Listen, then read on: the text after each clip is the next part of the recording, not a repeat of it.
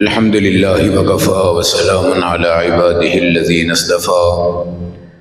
أما بعد فأعوذ بالله من الشيطان الرجيم بسم الله الرحمن الرحيم وكل شيء فصلناه تفصيلا وقال الله تعالى وننزل من القرآن ما هو شفاء ورحمة للمؤمنين ولا يزيد الظالمين إلا خسارا وقال النبي صلى الله تبارك وتعالى عليه وعلى آله وأصحابه وبارك وسلم طوبى لمن آمن بي ولم يراني أو كما قال النبي صلى الله تعالى عليه وسلم صدق الله مولانا العظيم وصدق رسوله النبي الكريم ونحن على ذلك لمن الشاهدين والشاكرين والحمد لله رب العالمين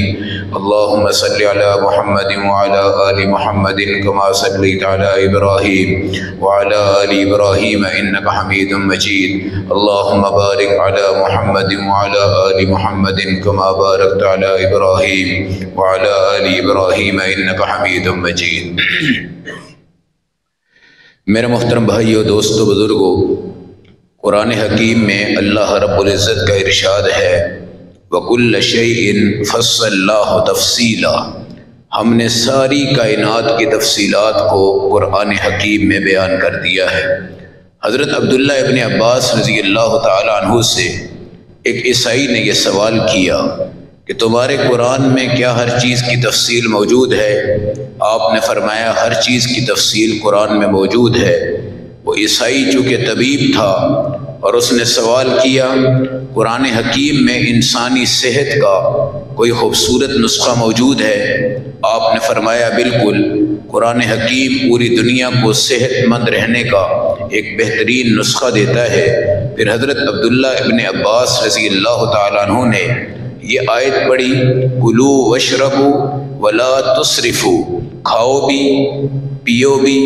اور اسراف مت کرو۔ اب وہ وہیں پہ کھڑا ہو گیا اور اس نے کہا واقعتاً تمہارا اسلام بھی سچا ہے، تمہارا قرآن بھی سچا ہے، نبی پاک جسمانی نبی بھی ہیں، آپ روحانی نبی بھی ہیں، آپ نے جسم کی حفاظت کا ذریعہ بھی امت کو بتایا ہے، آپ نے روحانیت کی حفاظت کا بھی امت کو ذریعہ بنایا ہے۔ میرے نبی علیہ الصلاۃ والسلام کا فرمان ہے کوئی رکاوٹ، کوئی بندش، کوئی رزق کا کم ہو جانا، کوئی فاقوں کا ہو جانا، کسی بیماری کا آ جانا، یہ قطعاً ممکن نہیں ہے۔ اللہ چاہے تو آتے ہیں، اللہ چاہے تو نہیں آتے۔ مومن کا یہ سوال کرنا کہ میرے اوپر حالات آ چکے ہیں، فقر و فاقے بڑھ چکے ہیں، مصیبتیں آ چکی ہیں، رزق تنگ ہو چکے ہیں، اگلا بندہ اس کو کہتا ہے تیرے اوپر ایک بندش آ گئی ہے، تیرے اوپر ایک رکاوٹ آ گئی ہے۔ فعال لما یرید، جو اللہ چاہتا ہے وہ ہوتا ہی ہوتا ہے۔ اذا اراد شیئا ان یقول له کن فیکون، جب اللہ کہتا ہے ہو جا بس وہ ہو جاتی ہے۔ واللہ غالب علی امرہ، سارے کاموں کے اوپر طاقت اللہ کی ہے۔ واللہ علی کل شیء قدیر، ہر چیز کے اوپر قدرت اللہ کی ہے۔ کل شیء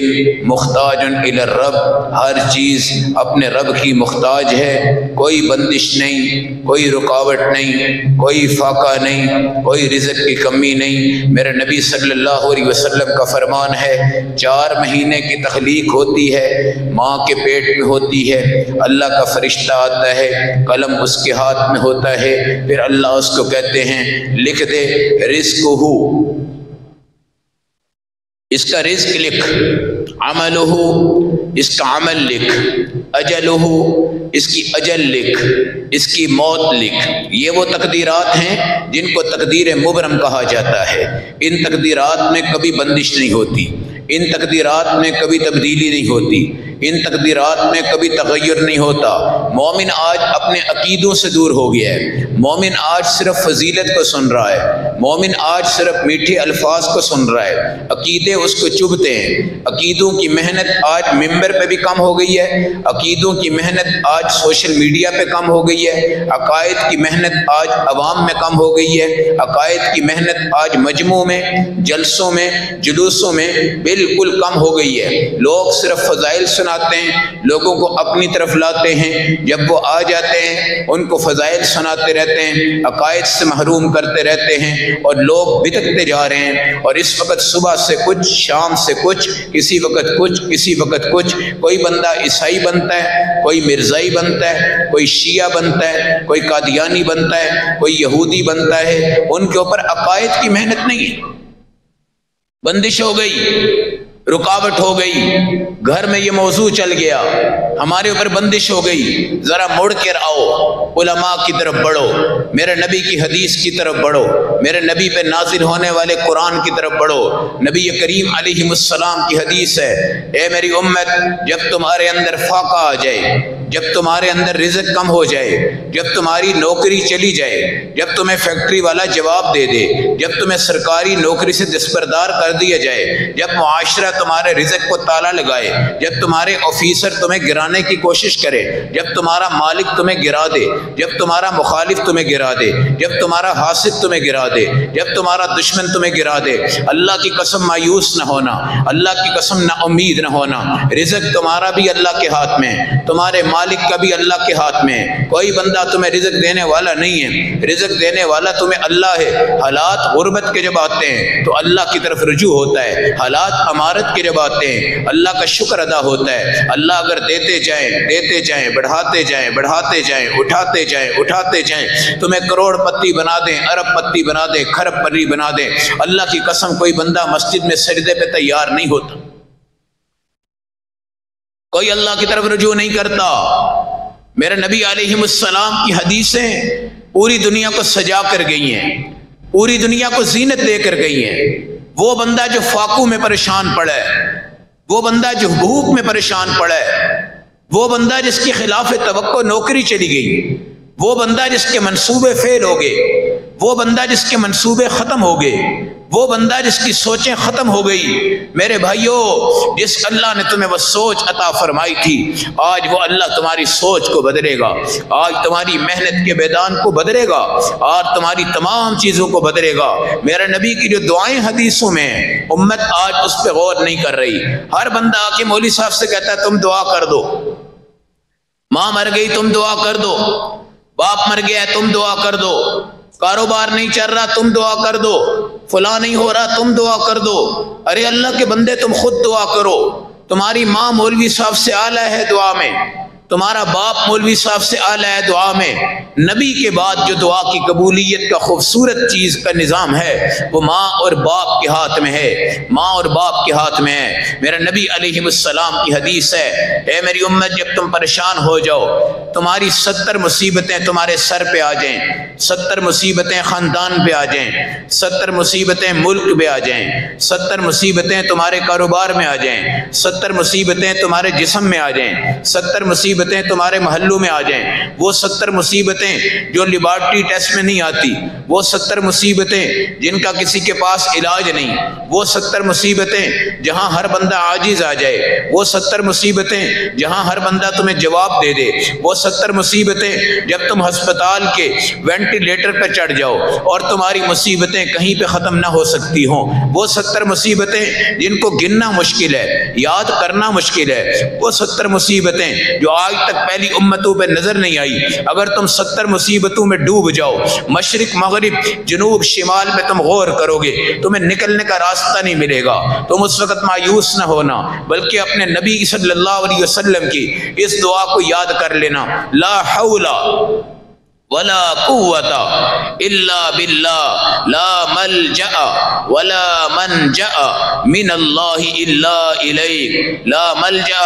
ولا منجا من اللہ الا الیک، لا حول ولا قوت الا باللہ، لا ملجأ ولا منجا الا الیک۔ یہ دعا ہے جو میرے نبی نے حضرت انس رضی اللہ تعالیٰ عنہ کو سکھائی۔ آپ نے فرمایا تیری 70 مصیبتیں دور ہو جائیں گی، اور سب سے ہلکی مصیبت یہ ہے تیرے گھر میں فاقہ نہیں آئے گا، تیرے مہمانوں کے دسترخوان پہ فاقہ نہیں آئے گا، تیرے بچوں کے دسترخوان پہ فاقہ نہیں آئے گا، تیری دکان کی چیزوں میں فاقہ نہیں آئے گا، تیرے ملک میں فاقہ نہیں آئے گا، تمہارا ملک دیوالیہ نہیں ہوگا، تمہارے زر مبادلہ ختم نہیں ہوں گے، تمہیں چیخنا پیٹنا نہیں پڑے گا، تمہیں یہودیوں کے قدموں کو چومنا نہیں پڑے گا، تمہیں ان کے قدموں میں جا کے سجدے نہیں کرنے پڑیں گے، تمہیں وہاں پر اپنی اداسیاں نہیں دکھانے پڑیں گی، تمہیں وہاں پر محتاج نہیں ہونا پڑے گا، تمہیں ذلیل نہیں ہونا پڑے گا، تمہیں خوار نہیں ہونا پڑے گا۔ یہ 70 مصیبتوں کا علاج ہے، ان میں سب سے چھوٹی مصیبت یہ ہے لا حول ولا قوت الا باللہ لا ملجأ ولا منجا الا الیک۔ یہ دعا پڑھتے جاؤ، 70 مصیبتیں دور ہوں گی۔ سب سے چھوٹی مصیبت تمہارا فاقہ تمہاری زندگی میں کبھی نہیں آئے۔ پھر میرے نبی علیہ السلام نے فرمایا، اے میری امت، قرآن کی ایک آیت ہے، جب تمہارے غم بڑھ جائیں، آج میرا باپ نہیں، آج میری ماں نہیں، آج میرا سہارا نہیں، آج مجھے پوچھنے والا کوئی نہیں، آج میں تنہا رہ گیا ہوں، آج میں اکیلا رہ گیا ہوں، آج میری ٹینشن بڑھ گئی، میری ڈپریشن بڑھ گئی، میری بیماری بڑھ گئی، میری تمام چیزیں بڑھ گئی۔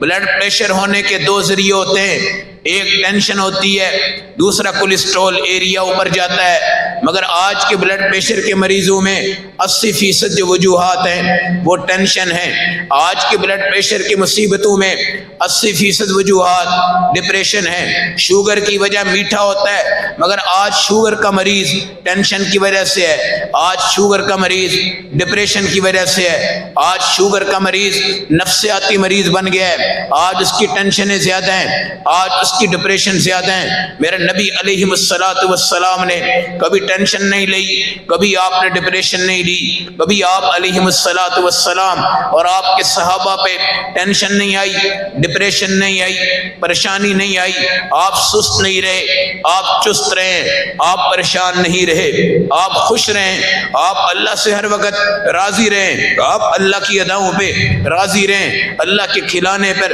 اللہ نے جو پلایا اس کے پلانے پر، اللہ نے جو دیا اس کے دینے پر نبی راضی رہے، صحابہ راضی رہے۔ آج یہ مسلمان راضی نہیں ہے، آج یہ مسلمان راضی رہی ہے۔ میرے نبی علیہ السلام نے فرمایا،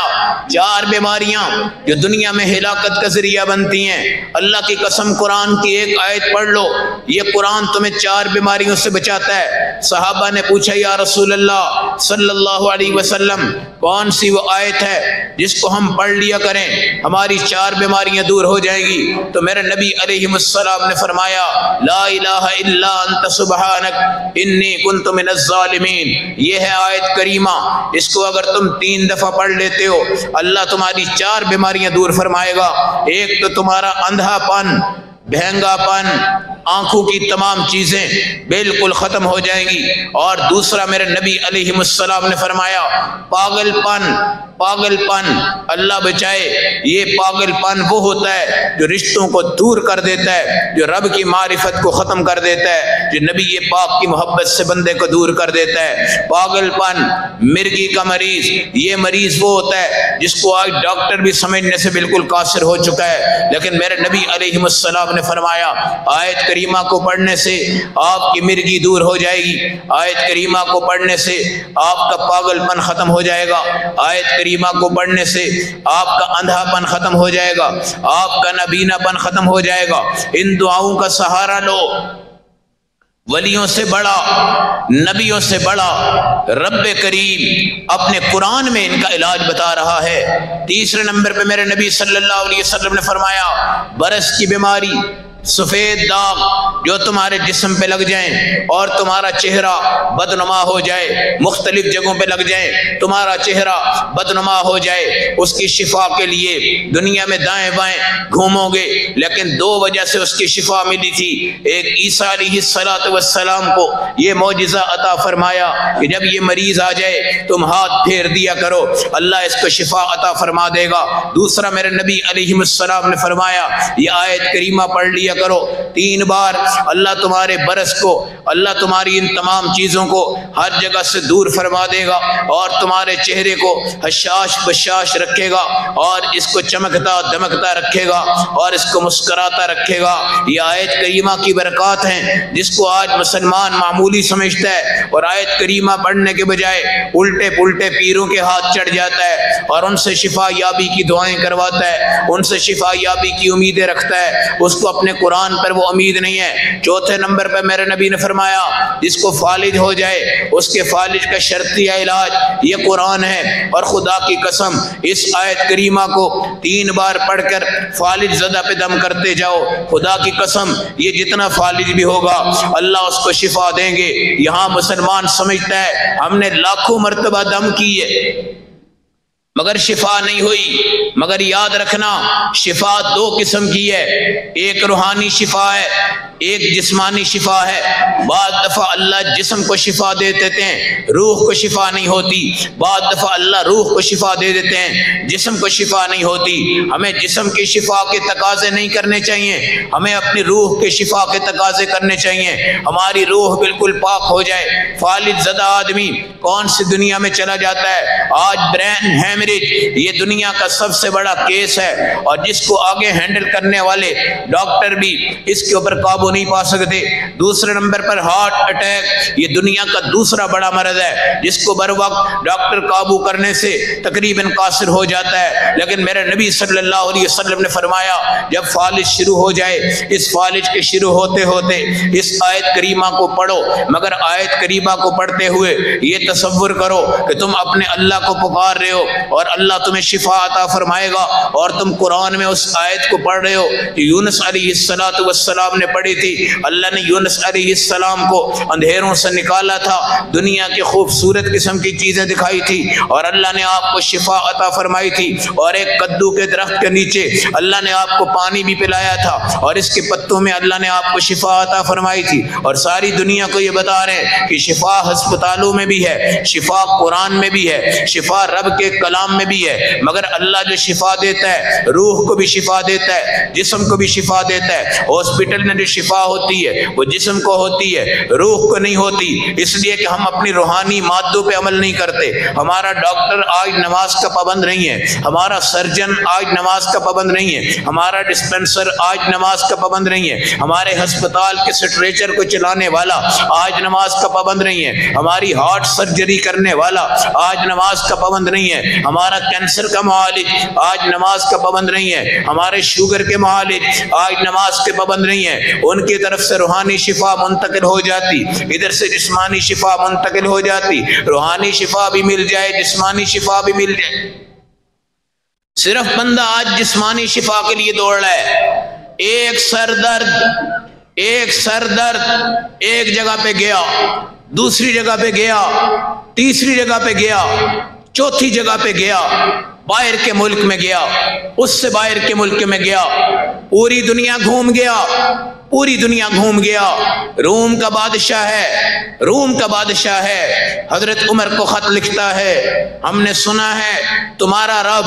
تمہاری چاہت کے مطابق قرآن اتارتا ہے، ہم نے سنا ہے تمہارا اللہ 22 قرآن کی آیتیں تمہاری شان میں اتار چکا ہے، ہم نے سنا ہے کہ آج مقام ابراہیم پر 2 نفل آپ کی خواہش کے مطابق پڑھائے جا رہے ہیں، ہم نے سنا ہے آپ کی چاہت کے مطابق ہم کبھی منافق کا نماز جنازہ، کافر کا نماز جنازہ، مرزائی کا نماز جنازہ، قادیانیوں کا نماز جنازہ، اہل تشیع جن کے عقائد اسلام سے دور والے اگر ہوں ان کا نماز جنازہ کوئی نہیں پڑھ سکتا۔ یہ چاہت حضرت عمر کی ہے اور آیت قرآن کی ہے، وَلَا تُصَلِّ عَلَىٰ أَحَدٍ مِّنْهُمْ مَاتَ أَبَدًا وَلَا تَقُمْ عَلَىٰ قَبْرِهِ، کوئی اس پر نماز نہیں پڑھے گا، کوئی ان کی قبر پہ دعا نہیں کرے گا۔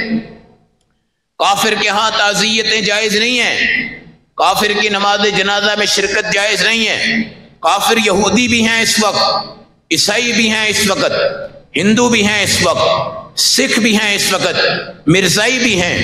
قادیانی بھی ہیں، یہ سب کافر ہیں، اس طرح کافر وہ لوگ بھی ہیں جو صحابہ اکرام کو گالیاں دیتے ہیں، بالکل وہ قرآن ان کو کافر کرتا ہے۔ وہ لوگ بھی اسلام سے خارج ہیں جو حدیث کا کلیتاً انکار کر دیتے ہیں۔ وہ لوگ بھی اس وقت اسلام کے اندر داخل نہیں ہیں جو میرے نبی علیہ السلام کی ذات پر، آپ کے صحابہ پر گالیوں کی بارشیں کرتے ہیں، جن کی کتابیں صحابہ اکرام کی گستاخیوں سے بھری پڑی ہیں، جن کے الفاظ صحابہ اکرام کی گستاخیوں سے بھری پڑی ہیں۔ اللہ کی قسم ان سے تعلق داری بالکل جائز نہیں ہے، ان کے پاس رہنا بالکل جائز نہیں ہے۔ وَلَا تَقُمْ عَلَىٰ قَبْرِي، ان کے قبرستان میں دفنانے پر، جنازے پر،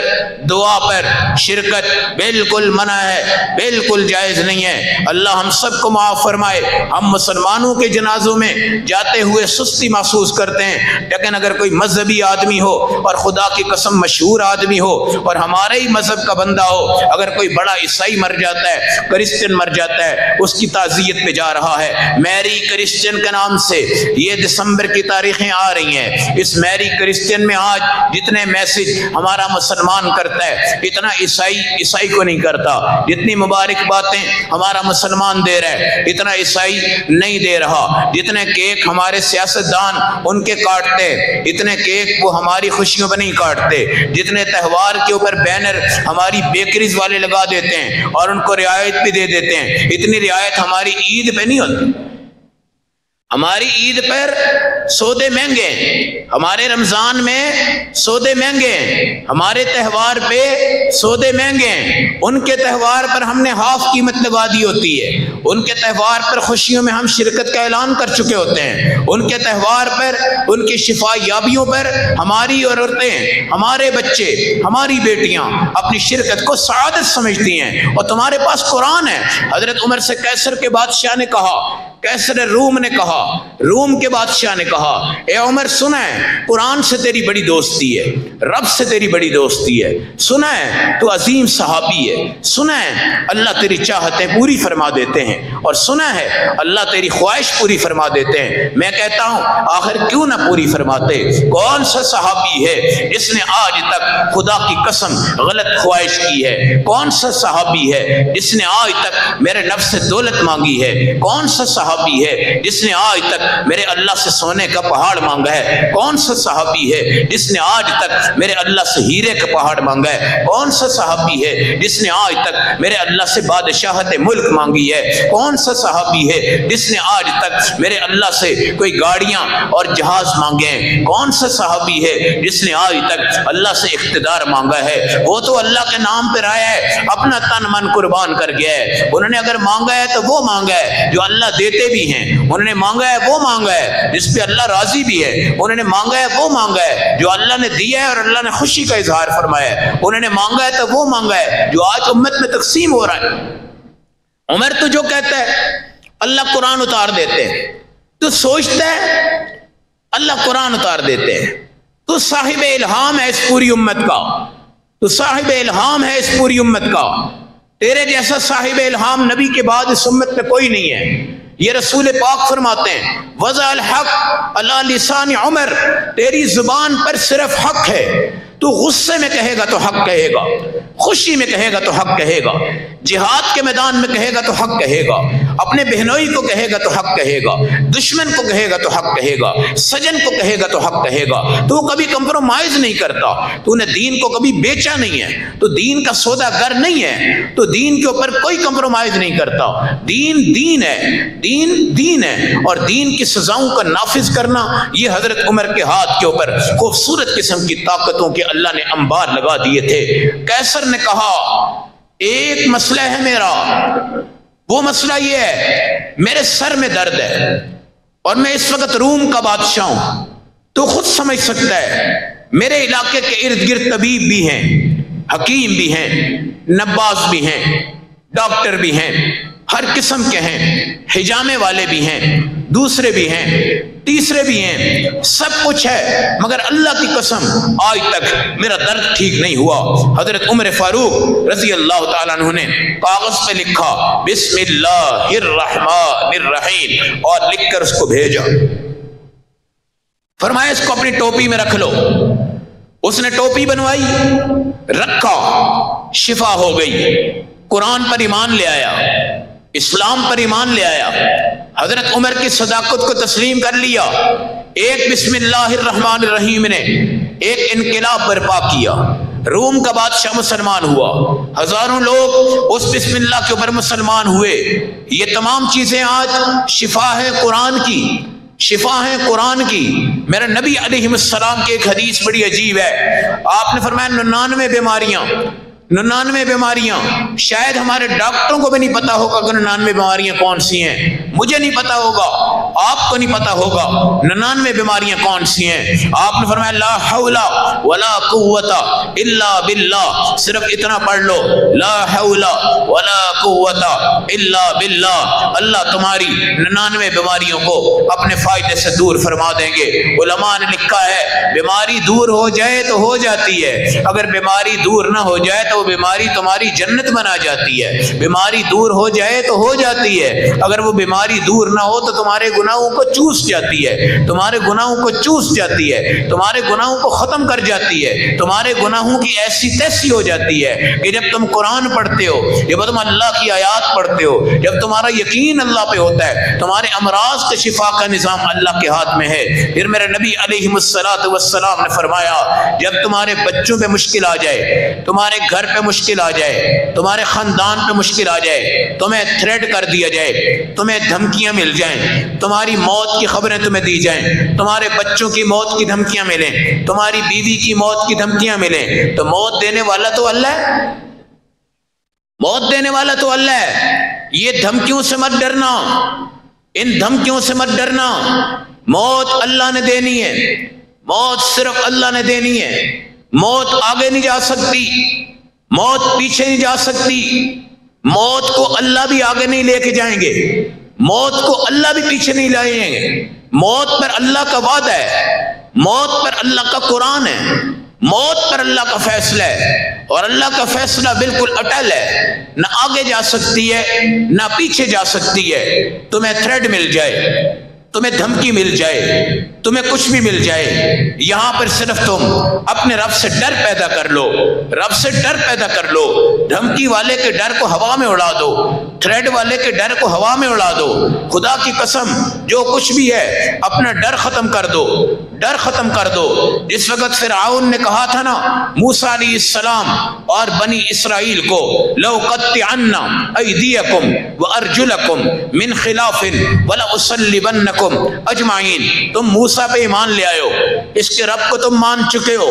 میرا تم نے انکار کیا ہے، میں فرعون ہوں، میں صلیب بناتا ہوں، میں دنیا کا بادشاہ ہوں، ساری فوج میری ہے، سارے سپاہی میرے ہیں، ساری دنیا میری بات کو سنتی ہے، اب تم اس کی سزا دیکھنا۔ لَأُقَطِّعَنَّ أَيْدِيَكُمْ، میری طرف سے دھمکی ہے کہ میں تمہارے ہاتھ کاٹوں گا، وَأَرْجُلَكُمْ مِنْ خِلَافٍ، اور پاؤں کاٹوں گا، دایاں ہاتھ کٹے گا، بایاں پاؤں کٹے گا، بایاں پاؤں کٹے گا، دایاں ہاتھ کٹے گا، وَلَأُصَلِّبَنَّكُمْ اجمعین، میں تم سب کو سولی پہ چڑھا دوں گا۔ وہ جتنے فرعون کے سپاہی مسلمان ہوئے تھے انہوں نے کیا جواب دیا؟ قَالُوا لَا زَيْرٍ، قَالُوا لَا زَيْرٍ، ہمیں تیری دھمکیاں، تیرا ڈرانا، تیرا خوف کبھی خوف زدہ نہیں کر سکتا۔ اِنَّا إِلَىٰ رَبِّنَا مُنْقَلِبُونَ، ہمارے ہاتھ کٹ جائیں آگے رب ہی ہے، ہمارے پاؤں کٹ جائیں آگے رب ہی ہے، ہماری شہادت ہو جائے آگے رب ہیں، ہمارا جسم ختم ہو جائے آگے رب ہے، ہمیں ایٹم بم مار دو آگے ہمارا رب ہے، ہمیں چیر کے رکھ دو آگے ہمارا رب ہے، ہمیں پیس کے رکھ دو آگے ہمارا رب ہے، ہمیں قیمہ بنا دو آگے ہمارا رب ہے۔ اگر تمہیں یقین نہیں آتا تو شہید ہونے والے اس صحابی کی تاریخ پڑھو جس پر تیروں کی بچھاڑ کی گئی، جس کا پیارا اور تازہ خون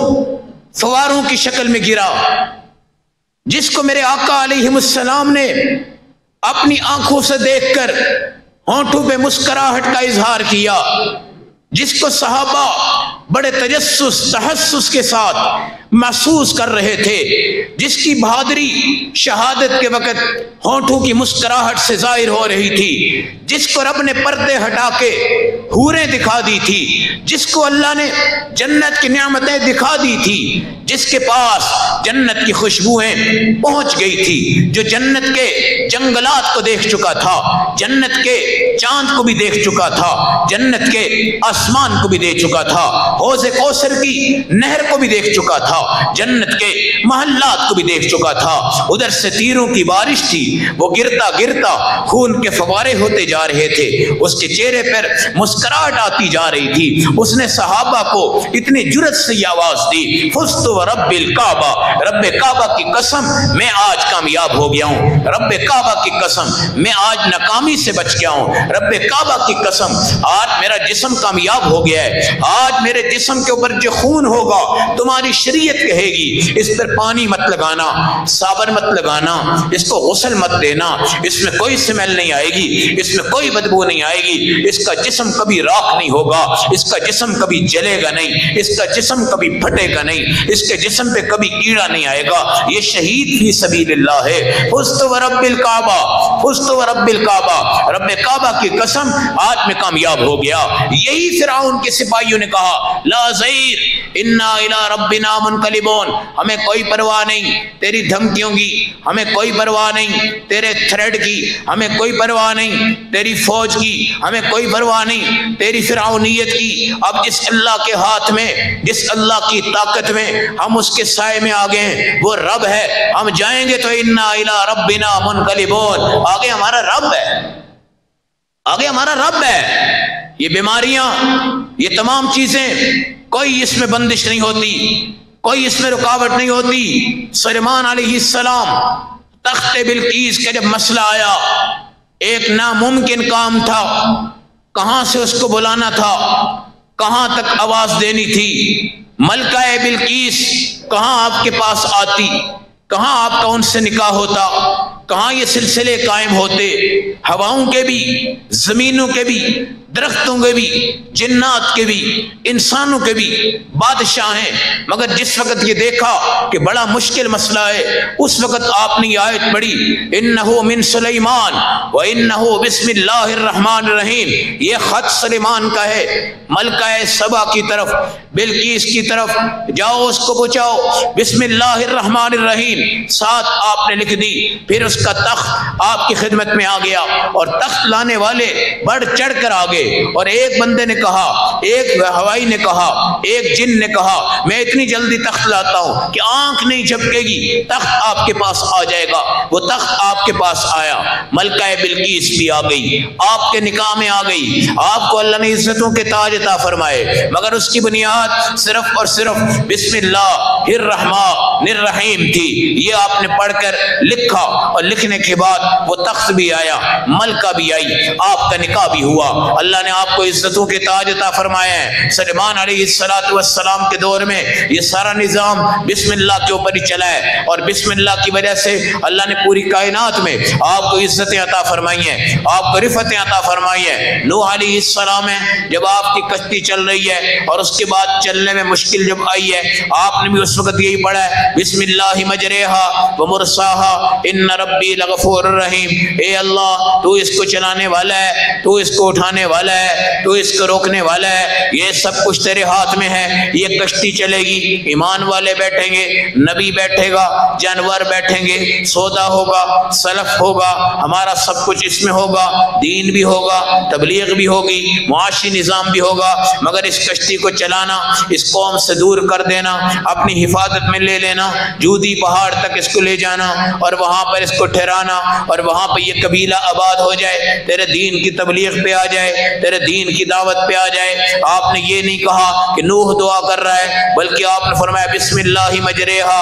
ومرساہا ان ربی لغفور الرحیم وہی تجری بہم فی موج کالجبال ونادى نوح ابنہ وکان فی معزن یا بنی ارکب معنا۔ وہ ایسے موجوں میں چل رہی تھی جیسے دنیا سمجھتی تھی ابھی یہ گئی، پلٹ گئی، گر گئی، ڈوب گئی، پھنس گئی، تباہ ہو گئی، ہلاک ہو گئی، ایسی موجوں میں تھی، لیکن بسم اللہ مجریہا، اللہ اس کو چلاتا جا رہا رہا تھا، موجیں کٹتی جا رہی تھی، سمندر طے ہوتے جا رہے تھے، مشکلات دفع ہوتی جا رہی تھی، آگے بڑھتے جا رہے تھے۔ ایک جودی پہاڑ پر قبیلے کے اوپر آپ کو ٹھہرایا گیا ہے، اللہ نے وہاں پر اس بستی کو آباد کی ہے۔ وہاں نوح علیہ السلام کی دین کی تبلیغ، دین کی تقویت، دین کی مضبوطی اللہ نے پورے عالم کو بتائی ہے۔ ایک اللہ کے نام پہ پوری دنیا پہ تبلیغ کا نظام نوح علیہ السلام نے چلایا ہے، پوری دنیا۔ اللہ یہ کوئی چھوٹا نام نہیں ہے، یہ نکل جائے، اس پر یقین آ جائے، یہ نظام بن جائے تو اللہ کی قسم کوئی طاقت آپ کو دائیں نہیں کر سکتی، کوئی طاقت آپ کو بائیں نہیں کر سکتی۔ میرے نبی علیہ السلام فرماتے ہیں جب تمہارے گھر میں، خاندان میں، تمہارے بچوں کو تمہاری دکان پر، تمہارے بزنس پر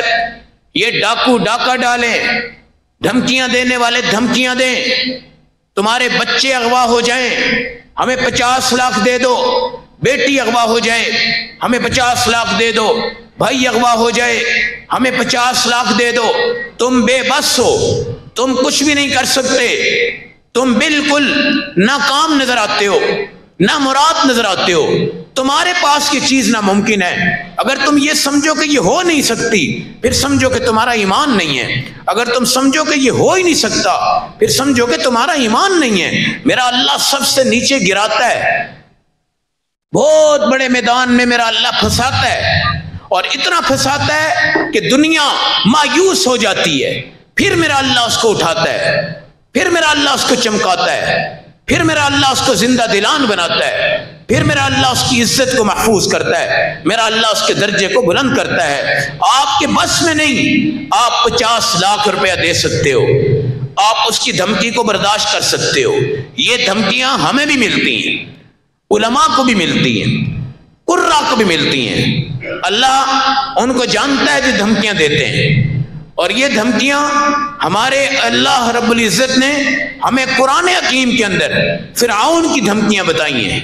نمرود کی دھمکیاں بتائی ہیں، نمرود کے کارنامے بتائے ہیں، نمرود کے انجام بتائے ہیں، اور مخالفت میں حضرت ابراہیم کے دعووں کو بلند کیا ہے، عزتوں کو بلند کیا ہے، تاجوں کو بلند کیا ہے، نظاموں کو بلند کیا ہے۔ آج یہی دھمکیاں ہیں جو انسانوں کو ملتی ہیں، اور بندہ ایک ٹینشن میں ہوتا ہے، میں شہر سے ہجرت کر لوں، میں ملک چھوڑ دوں، میں فلاں چیزیں کر دوں۔ میرے نبی نے حضرت انس سے فرمایا جب تو گھر سے نکلے، اپنے گھر کو، اپنی گاڑی کو، اپنے کنبے کو، اپنے بچوں کو، اپنی بیوی کو، اپنے بیٹوں کو، اپنے پڑوسیوں کو، اپنی دکان کو، اپنے کارخانے کو، اپنی فیکٹری کو، اپنی ان تمام چیزوں کو اگر تو چھوڑ کر جاتا ہے، ایسے مت جانا، بلکہ یہ دعا فرمانا، بسم اللہ علی دینی، بسم اللہ علی نفسی، بسم اللہ علی اہلی، بسم اللہ علی مالی، بسم اللہ علی اہلی۔ میرے گھر والوں پہ اللہ کی حفاظت، میرے مال پر اللہ کی حفاظت، میرے بچوں پر اللہ کی حفاظت، میرے دین پر اللہ کی حفاظت، میرے ایمان پر اللہ کی حفاظت، میرے اسلام پر اللہ کی حفاظت۔ تو میرے نبی نے فرمایا یہ دعا پڑھ کر تم چلے جاؤ، تم 50 سال کے بعد بھی آؤ گے، تمہاری بیوی دین پر ہوگی، مرتد نہیں ہوگی، تمہارے بچے دین پر ہوں گے، مرتد نہیں ہوں گے، تمہاری بیٹیاں دین پر ہوں گی، عیسائی نہیں ہوں گی، تمہاری بیٹیاں دین پر ہوں گی، قادیانی نہیں ہوں گی، تمہاری بیٹیاں دین پر ہوں گی، توحید سے دور نہیں رہیں گی۔ بسم اللہ علی دینی، علی نفسی، علی اہلی، علی مالی، یہ پڑھ کر گھر پہ دم کرو اور گھر سے نکل جاؤ۔ دنیا کا چوکیدار مر جائے گا لیکن تمہاری دعا کبھی نہیں مرتی، دنیا میں سیکورٹی والا مر جائے گا مگر تمہاری دعا کبھی نہیں مرتی۔ اس لیے میرے اللہ کہتے ہیں وَلِلَّهِ الْأَسْمَاءُ الْحُسْنَى فَادْعُوهُ بِهَا، وَلِلَّهِ الْأَسْمَاءُ الْحُسْنَى فَادْعُوهُ بِهَا۔ اللہ کے بہترین نام ہیں، اللہ کے پیارے نام ہیں۔ آپ اور میں ایک اور بیماری کا شکار ہیں، ہم اللہ کے ناموں کے ساتھ اپنے بچوں کے نام نہیں رکھتے، نبیوں کے ناموں کے ساتھ اپنے بچوں کے نام نہیں رکھتے، صحابہ کے ناموں کے ساتھ اپنے بچوں کے نام نہیں رکھتے، اولیاء کے ناموں کے ساتھ اپنے بچوں کے نام نہیں رکھتے، اور علماء کے ناموں کے ساتھ اپنے علماء کے نام نہیں رکھتے۔ خدا کی قسم یہ بھی ہماری بدقسمتی ہے، یہ بھی ہماری محرومی ہے۔ عبد الرحمن ہو، عبداللہ ہو، محمد ہو، احمد ہو، ابو بکر ہو، عمر ہو، عثمان ہو، علی ہو، معاویہ ہو، مغیرہ ہو، یہ نام صحابہ کے ہیں۔ فاطمہ ہو، عائشہ ہو، خدیجہ ہو، رقیہ ہو، زینب ہو، ام کلثوم ہو۔ جب بچہ پیدا ہوتا ہے کہتے ہیں نیا کوئی نام بتائیں، نام بتاتے ہیں جی خدیجہ،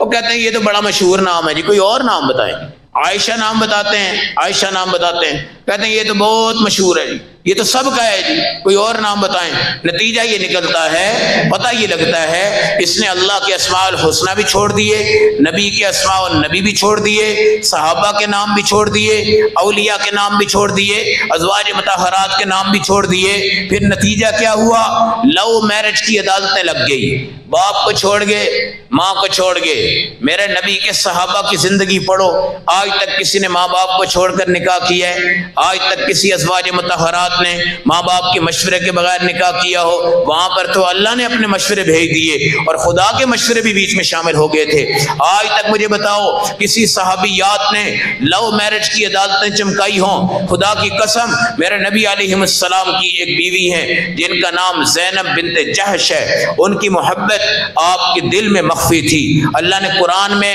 اس کو ذکر کیا ہے، قرآن میں اس کو ذکر کیا ہے، لیکن نبی علیہ السلام نے کبھی کوئی قدم نہیں اٹھایا، کبھی کوئی قدم نہیں اٹھایا۔ حضور کریم صلی اللہ علیہ وسلم ہو، آپ کے صحابہ ہوں، آپ کی ازواج ہوں، آپ کی بنات ہوں، آپ کی بیٹیاں ہوں، آپ کی نواسیاں ہوں، آپ کے نواسے ہوں، خدا کی قسم آپ کے پوتے ہوں، کوئی بھی ہو، ہمارے پوتے ہوں، آپ کے پوتے ہوں، ان میں فرق یہ ہے کہ آج ہم نے نام وہ نہیں رکھے جو حیا پیدا کرتے، شرم پیدا کرتے، جس کی بنیاد پر آج ہماری بچی سوشل میڈیا پہ دیکھ کر صبح اپنا بستر باندھتی ہے اور گھر چھوڑ کے بھاگ جاتی ہے۔ بیٹیاں بیٹے بیچاری نامراد ہو جاتی ہیں، ناقص ہو جاتی ہیں، بعد میں جب ان کو ٹھڈا پڑتا ہے، ٹانگ پڑتی ہے، لتر پڑتے ہیں، اور خدا کی قسم پھر ماں باپ بھی ان کو برداشت نہیں کرتے، نہ وہ ادھر کی رہتی ہیں نہ وہ ادھر کی رہتی ہیں۔ نام اچھا ہو کام اچھا ہوتا ہے، نام اچھا ہو کام اچھا ہوتا ہے، نام اگر برا ہو کام برا ہوتا ہے۔ میرے نبی نے اکثر صحابہ کے نام تبدیل کیے ہیں، اکثر صحابیات کے نام تبدیل کیے ہیں، اور بہت سے نام ایسے تھے جن کا مطلب غلط تھا، مراد غلط تھی، ان تمام کے ناموں کو کیا کر دیا ہے؟ تبدیل کر دیا ہے، اور آپ نے ان کے پیارے پیارے خوبصورت خوبصورت نام رکھے ہیں۔ تو میرے بھائیوں، اسلام کے اندر سب سے بہترین طب اور سب سے بہترین علاج آپ کے پاس قرآن حکیم ہے، اور میرے نبی صلی اللہ علیہ وسلم کی خوبصورت قسم کی وہ دعائیں ہیں جو صرف لا حول ولا قوت الا باللہ سے آپ کو شفا دیتی ہیں۔ لا حول ولا قوت الا باللہ، لا ملجأ ولا منجا الا الیک، اس سے آپ کو شفا ملتی ہے، آیت کریمہ سے آپ کو شفا ملتی ہے۔ ایک بسم اللہ الرحمن الرحیم، اس سے اللہ آپ کو شفا عطا فرما دیتے ہیں۔ سورۃ الکہف، اس سے اللہ آپ کو شفا عطا فرما دیتے ہیں۔ رزق کے انبار لگ جاتے ہیں۔ مسلمان کا عقیدہ مضبوط ہو، اس کے عقائد مضبوط ہوں کہ اللہ اللہ ہے، اس کے سوا کوئی نہیں، حاجت رواں وہی، مشکل کشاں وہی۔ ایک 50 لاکھ کی گاڑی لاتے ہیں نا، پیر صاحب کہتے ہیں کالی جھنڈی لگا دو پیچھے، کیا لگا دو؟ کالی جھنڈی۔ کیا ہوگا جی؟ تمہاری گاڑی کو نظر بد نہیں ہوگی، تمہاری گاڑی کوئی چور چوری نہیں کرے گا، تمہاری گاڑی میں کوئی حفاظت نہیں ہوگی۔ ایک بچہ پیدا ہو جاتا ہے نا، ماں کہتی ہے یہ بڑا خوبصورت ہے، مجھے لگتا ہے اس کو نظر نہ لگ جائے، لہذا اس کے بازوں کے اوپر آ کر نا ایک ڈوری باندھ دو، ایک دھاگا باندھ دو۔ کسی آدمی کو بیچارے کو گنٹھیا کی تکلیف ہو جاتی ہے، 4 اس نے دھاگے باندھے ہوتے ہیں۔ بیٹی کو جس وقت رخصت کر رہے ہوتے ہیں، کالی ڈوریاں اس کے دوپٹے کے ساتھ، اس کے لہنگے کے ساتھ، سونے کے ہار کے ساتھ، پتہ نہیں کہاں کہاں باندھی ہوتی ہیں، اور قرآن بیچارے کی اس پہ رکھا جاتا ہے سر پہ، اور باپ اس کو رخصت کر رہا ہوتا ہے، اور بیچ میں علماء بھی ہوتے ہیں، مفتی بھی ہوتے ہیں، ادھر مراسی ناچتے ہیں، اوپر سے گانے چلتے ہیں۔ ڈیک ہوتے ہیں، ساز ہوتے ہیں، شرم کی انتہا ختم ہو گئی۔ بے شرمی اگر میری ہوتی یا آپ کی ہوتی، گناہ میں کرتا یا آپ کرتے، قرآن کریم، قرآن حکیم، قرآن مبین، قرآن عظیم، اس قرآن کو، فرقان حمید کو آپ اس بچی کے سر پہ رکھتے ہیں۔ اچھا ہوتا کیا ہے، جو عورتیں پکڑتی ہیں ان کی نیل پالش دیکھو، ان کے بڑے ہوئے ناخن دیکھو، ان کے ننگے سر دیکھو، ان کے ٹائٹ قسم کے لباس دیکھو، ان کی ایڑیوں کی جھنجھار دیکھو، ان کے میک اپ کے سامان دیکھو، ان کی یہ تمام چیزیں دیکھو۔ اتنا مقدس قرآن۔ میں ایک بندے سے پوچھ رہا تھا کہ یہ 5 عورتوں نے جو قرآن پکڑا ہوا ہے اور یہ پکڑ کے گیٹ تک جائیں گی، کیا ان میں سے کسی کا وضو ہے؟ اگر کسی کا وضو ہے تو ناخن، نیل پالش اس نے لگائی کہ نہیں لگائی؟ وہ تو لگائی ہوئی ہے۔ اب یہ بے وضو قرآن پڑھ رہی ہیں یا بے وضو قرآن پکڑ رہی ہیں، یہ بے وضو قرآن رکھ رہی ہیں، اور یہ قرآن رکھنا جہالت ہے، شرکیہ رسومات ہیں۔ ہندو مذہب اپنی تمام چیزوں کے ساتھ ساتھ یہ کتابیں سروں میں رکھتا ہے۔ عیسائی اکثر طور پر، اس دور کے عیسائی، یہ کتاب انجیل جو نقلی ہے اس کو بھی رکھ دیتے ہیں۔ پہلے دور کے عیسائی ایسا نہیں کرتے تھے، یہودی بھی ایسا کرنے کے اندر آگے آ رہے ہیں، مگر اس دور کے یہودی پہلے وہ نہیں کرتے تھے۔ ہندو اس مسلک کے اندر بالکل آگے ہیں۔ تو مسلمان اپنی شادیوں پر اپنی بچیوں کے ساتھ خوبصورت قسم کے مقامات لے کے چلیں۔ یہ قرآن سر پہ رکھنا، عورتوں کا پکڑنا، جھنجھار میں چلنا، گانوں کا لگنا، موسیقی کے لگنا، ڈھول ڈھپکے کے مراسیوں کا چلنا، اور یہ قرآن وہاں پہ سجا رہے ہیں۔ اور اندر سے پوچھو، بچی نے MBA کیا ہوا ہے، اس کو کہو بیٹی سورۃ القدر پڑھ کے دم کر لیا کرو، یہ قاری صاحب یہ کون سے سپارے پہ ہے؟ یہاں تک کہ اس کو پوچھو بیٹا سورۃ قریش پڑھ لیا کرو، وہ کہتی تو مجھے تو پتہ ہی نہیں ہے۔ اگر وہ کہیں ایسی لڑکیاں ہوتی ہیں جن کو یہ کہا جائے بیٹا یہ سورت پڑھ لو، کیا کہتی؟ میں تو قرآن پڑھی ہوئی نہیں، میں کسی سے پڑھا لوں۔ یہ ہمارا قرآن کے اوپر ظلم ہے، ظلم، ستم ہے، ستم۔ پھر اس قرآن سے ہم شفا کیسے لیں گے؟ ہمیں یقین کس طرح آئے گا؟ جسمانی شفا کیسے ملے گی؟ روحانی شفا کیسے ملے گی؟ یہ ہمیں اس چیز کے اوپر آنا ہے، اور اس چیز کے اوپر آ کر اپنے قرآن کے ساتھ عہد ایمان رکھنا ہے اور عہد یقین رکھنا ہے، اور اس قرآن کو 20 منٹ کا وقت روزانہ دو۔ فجر کی نماز کے بعد اجتماعی تلاوت 20 منٹ کی کرو، تمہارے گھر کے ماحول ٹھیک ہو جائیں گے۔ ہے جی، کوئی انڈا پھینک گیا ہے جادو ہو گیا ہے جی، کوئی گوشت پھینک گیا ہے تو جادو ہو گیا ہے، کوئی مسر کی دال پھینک گیا ہے جادو ہو گیا ہے، کوئی لال مرچ پھینک گیا ہے جی جادو ہو گیا ہے۔ ایک بچی اس دن ہمارے پاس آ کے کہتے جی آٹے کا پیڑا ہے، یہ ہماری چھت پہ تھا۔ میں نے کہا پھر؟ کہتی ہے یہ سامنے والے گھر پہ نہیں ہے، انہوں نے پھینکا نہیں ہے، ہماری چھت کے اوپر اور کوئی آتا نہیں ہے، نیچے سے اوپر یہ جا نہیں سکتا کیونکہ ہم 3ری منزل پہ ہیں۔ میں نے کہا پھر کیا ہوا؟ کہا جی میں ایک مولوی صاحب کے پاس گئی تھی، انہوں نے کہا بیٹی تمہارا اناج کسی نے بند کر دیا ہے، تمہارا اناج کسی نے بند کر دیا ہے۔ خدا کی قسم یہ جہالت کی رسمیں، یہ جہالت کی رسمیں۔ اب وہ بیچاری کیا کرے؟ یہاں پر اس کا کیا نظام بنے؟ جادو کائنات میں اگر ہوا ہے نا، جس کی وضاحت پورے انداز سے ہے، ہمارے نبی پر ہوا ہے، اور وہ کنگھی اور بالوں پہ ہوا ہے، کنگھی اور بالوں پہ ہوا ہے۔ یہ مرچوں پہ جادو نہیں ہوتا، انڈوں پہ جادو نہیں ہوتا ہے، اور یہ گوشت وغیرہ پہ جادو نہیں ہوتا۔ پھر جادوگر آج کل ہے ہی کوئی نہیں، جتنے ہیں نا جادوگر یہ شرارتی ہیں، یہ جادو نہیں کرتے، یہ آپ کو ویسے شرارت کر کے بتاتے ہیں۔ اگر جادو کرنا ہوتا نا تو یہ جتنے ہمارے سیاستدان رسہ کشی کر رہے ہیں بیچارے، اور ہمارے ملک کے حالات پریشان ہیں، کوئی جادوگر ان بیچاروں کو سائیڈ میں صوفی بنا دے، سیدھا کر دے، یہ سیاست ہی چھوڑ جائیں، کوئی اللہ والا بندہ آ جائے آگے۔ یہ جادو جودو کچھ نہیں ہوتا، یہ سب شرارت ہے، یہ سب شرارت ہے، ایک دوسرے کو پریشان کرنے والی باتیں ہیں۔ بہرحال اللہ ہمیں عمل کی توفیق دے۔ یہ